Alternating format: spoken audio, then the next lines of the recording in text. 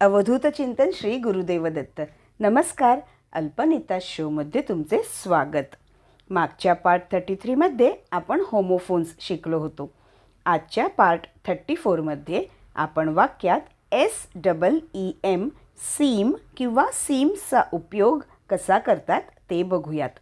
हा व्हिडिओ बघता बघता आपल्या व्हिडिओला लाईक करा, खूप शेअर करा आणि चॅनलला सबस्क्राईब नक्की करा आणि बेल आयकॉनसुद्धा प्रेस करा.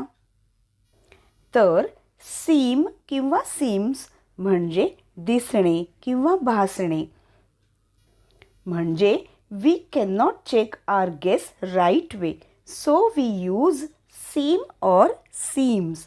म्हणजे आपण आपला अंदाज योग्य प्रकारे तपासू शकत नाही, म्हणून कधीकधी आपण वाक्यात सीम किंवा सीम्स वापरतो.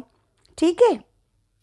चला तर वाक्यांमध्ये सीम किंवा सीम्सचा उपयोग कसा करायचा ते बघूयात.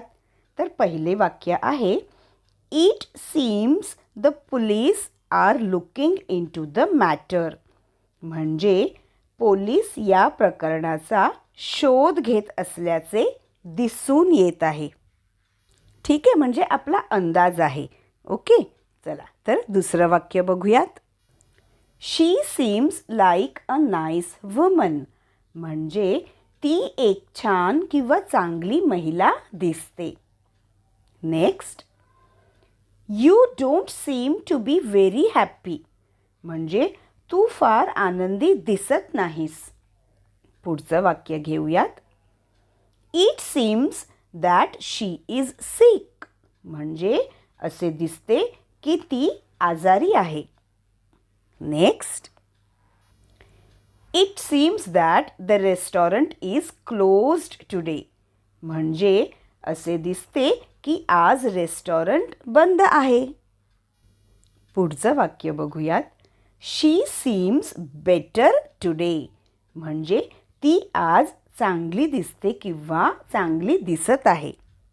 Next, everyone seems busy except अस.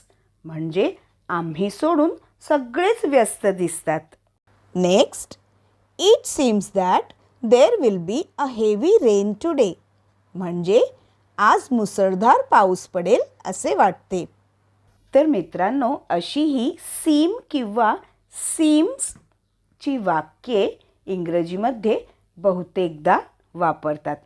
तर तुम्हीसुद्धा आपल्या ह्या सीम किंवा सीम्सच्या काही वाक्यांची खूप प्रॅक्टिस करा आणि व्हिडिओला लाईक करा, शेअर करा आणि चॅनलला सबस्क्राईब तर नक्की करा आणि बेल आयकॉनसुद्धा नक्की प्रेस करा.